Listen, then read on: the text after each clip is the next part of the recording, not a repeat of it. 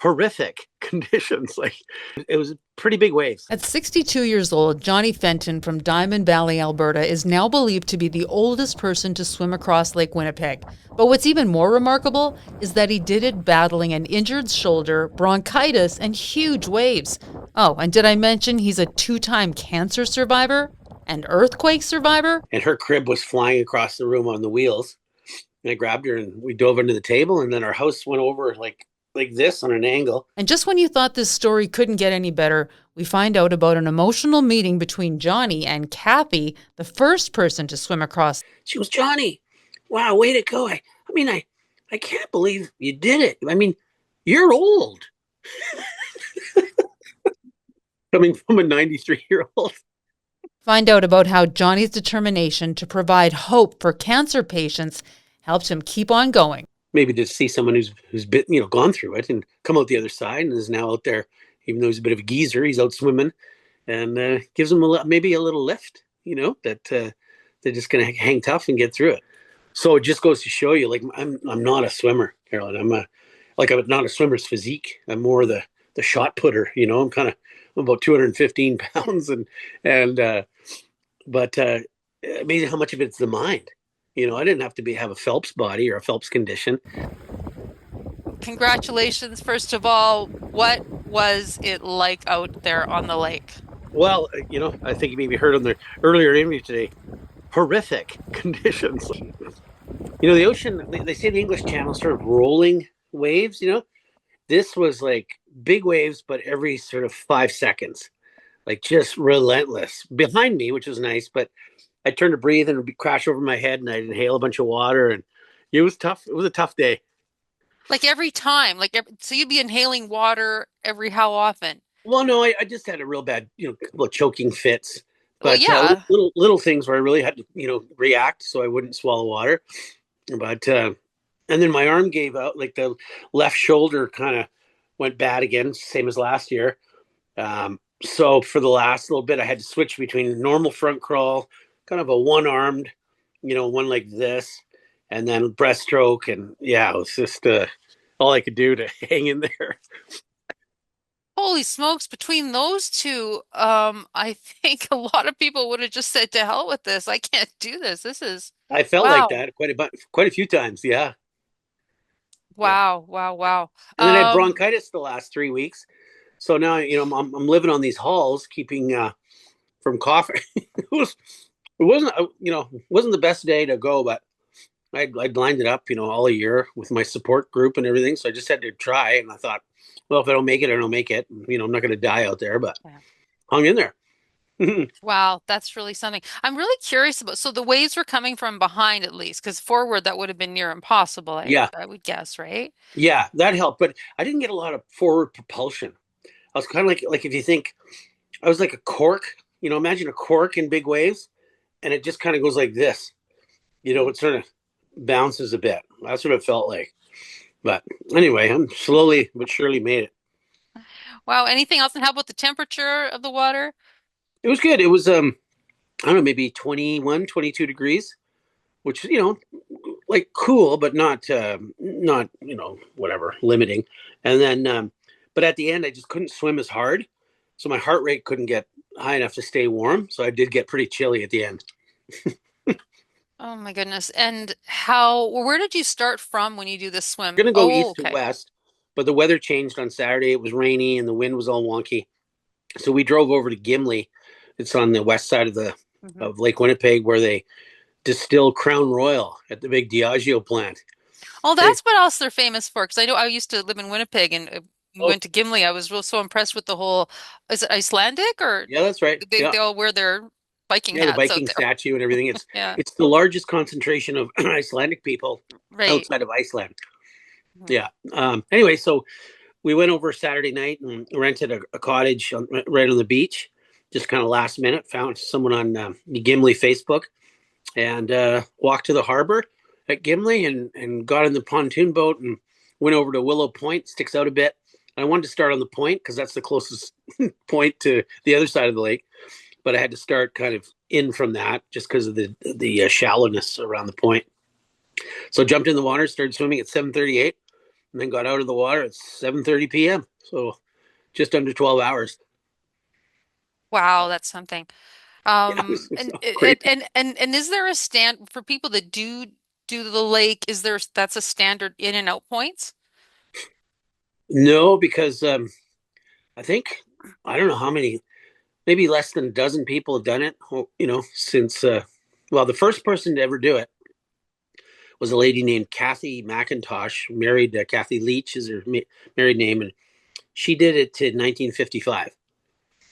And she called me last year because I tried last year. I only made it 16K, and she called me and just was following me on the news. And she's 93 years old, and I felt like it was Field of Dreams, and Shoeless Joe Jackson walking out of the hedge. Like I didn't think she was still around, and she just I talked to her after the swim, but she left me a voicemail, and she's so funny.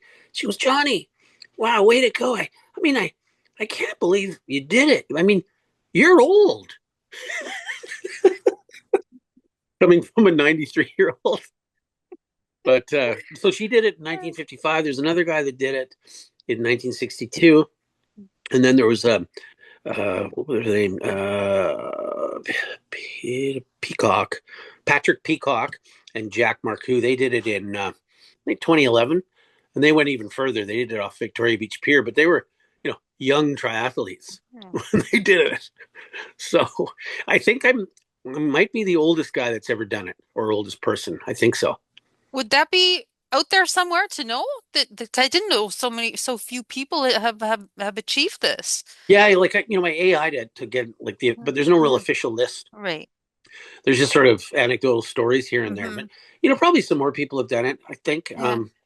So let's say less than 20. To be safe. Yeah. Yeah. Well, we're gonna say you're the oldest guy to do it. Okay, I think that I feel That's confident in that. that's awesome. And tell us a little bit, and I love that picture of you. I saw the picture of you with Kathy Oh yeah. that you have on your website. That was All so right. Yeah. awesome. Yeah. And Yeah. that I she went out called this year you. in Victoria. Yeah. Just Uh, had to fly out and meet her, and I had my T-shirt, Johnny's Big Swim, and on the back it has a map of Lake Winnipeg, and then I had one made for her, and same thing, except on mine I put in progress in orange, and on hers I put completed right across the lake. So she was happy to get her T-shirt. that's amazing. And Yeah. that a woman was the first person to do it. Yeah. That's pretty cool. It was a radio a contest put on by the radio station CKRC, Mm. and she beat all the men. Yeah. Oh, it was a competition. Yeah. Oh, okay. Huh. Yeah. And then when she made it, she got the keys to the city. She got a fur coat. She got a trip to New York. She got free hairdos for life. You know, so Carol, I'm thinking maybe I can get a free hairdo for life. If someone I ponied think up, they wouldn't have to spend too much money. I think we could probably get that one sponsored. Oh my gosh. Well, and last year's was it last year you said? What was Yeah. the attempt? And how did that go? What happened there? Well, I just both shoulders kind of seized up. It's the rotator cuff, and then I guess with the shoulder, socket, and the top of your arm, it starts getting weak, and then it starts hitting the bursa inside your socket, so that they just were aching. I couldn't put my hands over my head, so I had to quit. But this year, this one was really really sore, but I could still kind of do it. But the right one stayed good, so I was able to finish. Wow, that tells you something about perseverance because I think a lot of us know what that kind of pain is like. What did you do through the year that you were able to get by that? Well, I got some physio and got some little tips how to strengthen the rotator cuff, with the rubber band and different exercises. And then I got a cortisone shot in this left shoulder, which I thought did the trick. I got that maybe 3 weeks ago, and it just felt like instantly, oh, this is so good. But then it just wore down or wore off in the lake. Yeah, and just lots of swimming, like 3 times a week in Okotoks at the rec center. Um, and I think that's because I didn't swim the last 3 weeks because of this bronchitis, and I wanted to make sure that cortisone took effect. So I guess the old saying, rest is best. I felt a little nervous because I didn't get that 10K swim in, one of the Calgary lakes like Auburn Bay and Lake Bonavista. And I said, oh man, I didn't get a big swim in this year, but it was okay. Like I was going in pretty fresh, right? Wow, that's really something that you were able to pull that off against so many obstacles. And the bronchitis, that must have been like, I don't want to overstate it, but devastating. You trained for all this time and then this? Yeah, it happened. Yeah, maybe 3 weeks ago. And it's I don't know if you've ever had it, but it's just like a tick. It's right here, and yeah, I was coughing a bit underwater, but not that bad. It wasn't as bad as I thought. But it's funny, Carol. It's just the mentals, because you have all these things going on, and you're just like, man, am I getting to be okay with this? What about the shoulder? What about blah blah blah blah? It all gets in your head. So anyway, How'd you get by that one? Because that's a bit of a the mentals, troublemaker yeah. too. Hmm. Well, when I could see the shoreline, I just thought, just keep going, keep going, keep going, because I didn't want to come back and do it again next year. And then plus all the people in the boat, they gave up their weekend, and I just thought I gotta get this done, right? I really just wanted to kind of complete the task, you know. So But I the guess trouble with that lake is that you can see the shoreline, but you can see it from like days away, right? It well, yeah. When we got in the looks like the middle, ocean. it is. We got in the middle, and I couldn't see behind me or in front of me. It was just all water, which is a weird feeling, to be basically out in the ocean. Felt like, um, but yeah, no, it's a fickle lake. Like storms can just come up, and there's been a lot of tragedies, of sailboats out there and swimmers getting blown out on rafts, and so had to have respect for it. And there's pretty good weather forecasting now, so it looked pretty decent with the wind behind us, but it just built up, higher than we thought. And Mhm. anyway, but it was the day to go. I couldn't Yeah, have gone well, any other day. that's awesome. And your cancer journey, the reason you were actually doing this, tell us a little bit about that.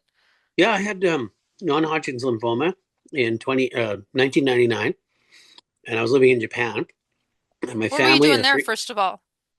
when we went over in, I don't know, the end of the 80s, and just thought, oh, let's try. I heard you can teach English. There was no internet, in 1989, and we went over without jobs and found jobs instantly, and just one thing led to another, and 1 year led to another, and we ended up being there for 11 years. Oh, cool. But That's a a whole couple nother of chapter. interruptions. I was in the Yeah. Kobe earthquake, so we lost our home in that in '95, and then I was diagnosed with lymphoma. So went home and had some treatment in Manitoba, and then we did another little stint. So all 11 years we were there. So sorry. Oh my gosh, you're home too. Yeah, That's yeah, down went. crazy. I mean, we're renting, but all our belongings were gone from the Where inside. were you? How did you escape? We were in bed, and our daughter was in her crib. She was one, and my wife was 4 months pregnant, their second one, and her crib was flying across the room on the wheels. And I grabbed her, and we dove into the table, and then our house went over like this on an angle, and we got out down the stairs, and then they wouldn't let us go back in because aftershocks, it was going to fall over. So yeah, they eventually just pushed it over. Um, yeah, so and then so that was Wow. that. I had treatment in '99 at the Health Sciences Center in Winnipeg. So that's one of the foundations I was raising money for, and Cancer Care Manitoba. And then I didn't have anything for 20 years, and then it came back just before COVID in 2019, and had a stem cell transplant at the Tom Baker on January 10th, 2020. So that was it. So I just thought, I was what we watched Naiad, that movie about Diana Naiad, who swam from Cuba to Mhm. Florida, and I watched that on my 60th birthday with my wife, and I thought, you know what, I want to do a swim like that. She was in her 60s, and it took her 5 times, I think, maybe more, and that's 160K. And I just thought, oh, Lake Winnipeg's 26K, and I'm a swimmer, not a great swimmer, but I like to swim. So and then I just thought, why not turn it into a fundraiser? And that's how it happened. A couple of years ago. So last year, raised 42,000 for those three foundations, and then this year, I think we may have topped 60,000, which is pretty cool. That's remarkable. Yeah, it's a. Congratulations on so many levels there. That's amazing. And so what was the stem cell uh transplant like? It was a bit rough. Looking back, like, oh, I guess it was, but there were some rough times, absolutely, to, but it did the trick, touch wood. I got wood all around me, so I can do lots of that. Mm, Yeah, it's just a procedure. I'd never even heard of it. And they harvested my stem cells because the cancer wasn't in the bone marrow. So I could use my own stem cells. And they froze them in liquid nitrogen. Oh, sorry. Um, and then they hit you with really harsh chemo. You have chemo initially to reduce the tumor size, and then they hit you with a really big one and then a monster one.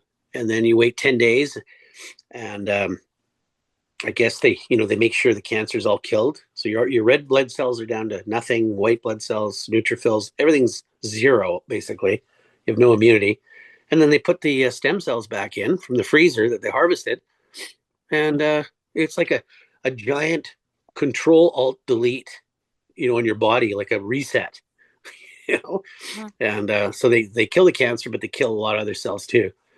And then it just slowly built back. Like the stem cells go into the blood and into the bone marrow, and then they huddle around.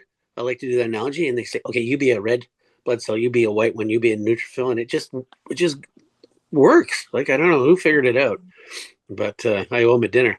Yeah, I'll say. What was the treatment you had the first time around? Chemo, That was yeah, just chemo, just chemo. chemo. Yeah. Just it was a 6 month Hmm. regime. It's called the Hmm. CHOP. Yeah, it's an Right, acronym that stands for the drugs they give you. That right. was and that was tough. Like that was in '99, so over 25 years ago, Mm-hmm. and that was rough because the nausea, just no more than nausea, being sick, Hmm. and just the feeling. It felt really toxic. And then this time 6 years ago, I'm sitting down in the chair for the chemo, and I said, "Oh, so where's the bucket, the air sickness bag?" And Yeah. because last time I needed every time, and Mhm. they said, "Oh, you know what? You don't need that. You'll be all right." And they've just come so far with some of the anti-nausea drugs and maybe refining the type of chemo, and it wasn't too bad. Like it really was night and day compared to 1999. So It's amazing how far we've come it really with is, yeah. that. And that's part of the reason I did it too. This swim is raise money, but also raise the hopes of people. To like they're going through it, right? Or they're just starting chemo, and they don't know. You don't know what's ahead in the black forest or the dark forest, and maybe to see someone who's been gone through it and come out the other side and is now out there, even though he's a bit of a geezer, he's out swimming, and gives them maybe a little lift. That they're just gonna hang tough and get through it. So that was a big motivator. Well, it certainly gave me a lift to hear about what you did, and I'm sure it's going to give all of our viewers a tremendous lift. Any words of wisdom from what you learned on this whole experience for us 55 plus crowd who might be, I Yeah, don't know, considering maybe something like this or yeah. I just say like you'd be surprised once you kind of buy into what you're doing. I was listening to all these different podcasts about open water swimmers and marathon swimmers, and then you listen to so many, and you hear these people doing all these crazy lengths, and then you just kind of, oh, all these people are doing it. Why can't I do it? Like you just sort of buy into the club of doing something like this. So it just goes to show you, like I'm not a swimmer, Carolyn. I'm not a swimmer's physique. I'm more the shot putter. I'm about 215 pounds, and but amazing how much of it's the mind. I didn't have to have a Phelps body or a Phelps condition. It was just like getting into the brain that this is possible and just keep slugging away, keep the head down. So I guess that's the message, really. You'd be surprised what your mind can help you do. that's huge, like whether it's in terms of a physical goal, whether it's in terms of, combating something like cancer, it's so much is well, it's the mind and body, right? Yeah, yeah, it And really is. we got Just to get that treat. attitude sort of kind of focused, and you have a lot of setbacks and stuff, but you just keep kind of plugging away, right? You don't have to do it all in one chunk. And that's another little lesson I wanted to give is, when you start chemo, you say you got a 6 month regime. Um, it's hard to see the end. Like imagine, oh my god, I got 6 months of this stuff. Like you can't wrap your head around it. But if you just take sort of, okay, this week I've got ultrasound and a whatever and a chemo thing. That's this week, and that's all that matters. And that was the same with the swim. I did a bunch of 1K, 2K swims in Okotoks and in those lakes. And same thing. Like I couldn't imagine 26, so it's just, okay, 1K right now. That's all I'm doing. Just, nope, I'm going to nail on 1K and then we'll deal with the other Ks after this K. But just focus on this 1 kilometer or this 1 week of chemo treatment or what radiation or whatever you're having. So I guess that's the analogy of chemo and a long swim. They're both things to get through, right? You can apply that to so many things. That is such a great analogy. Just everything in It bites. Yeah, bites, little bite-sized bites and chunks. compartmentalize and just do what you can for this moment or this day or this week. And then, that other stuff is not now, right? Yeah. Yeah. Wow. Incredible. And it obviously it takes a village to do this as well, Yeah. too. I know you're the superstar behind it, but you had Yeah. a good support team as well. You Oh, want to I tell sure us did. about? Yeah. Yeah. Same group as last year. And, I'd look over, I always breathe on the right side. I look over and I thought they were signaling me, to come over with a towel. But the black flies were so bad, even with the wind in the middle of the lake, they just found that pontoon boat and they were swatting the flies off themselves. So I just thought I didn't have any fly problem it being the water. Yeah. So they kind of they stuck it out. They were really good spirits. Oh no, it's not that bad. And I could tell they're these black flies. You know them. They bite your Yeah. ankles and you can't swat them because they're so fast. That's a good advertisement for Manitoba. Yeah, that's right. They Yeah, find you in the middle of one of Canada's biggest lakes. that's right. Yeah, Oh my gosh. Hats off to your support crew there as well for hanging in there. yeah. And obviously this must have taken a lot of time out of your work or whatever too, because you got a great support group at work as well, hey?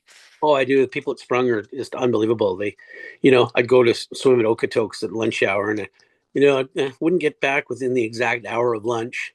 A little past that, and just yeah, just supporting. And they're kind of a lead sponsor on this project and helping with some of the expenses and things. So yeah, really really supportive. And I had to work from home for a year when I had the stem cell transplant and coupled with COVID.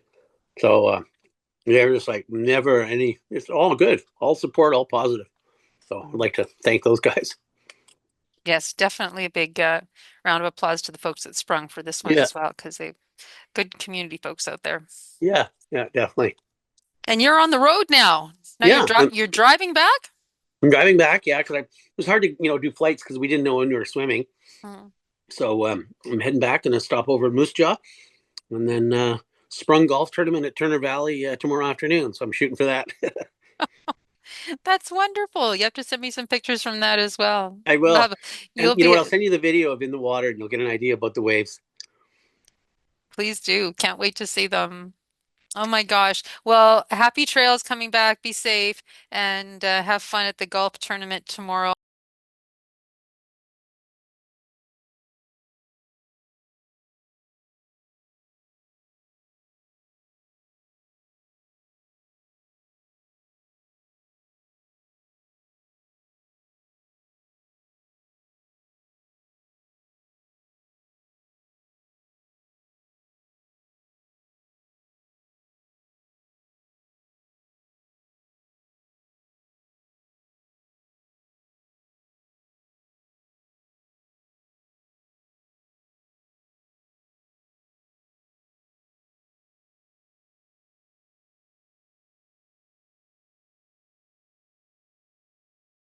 The lake.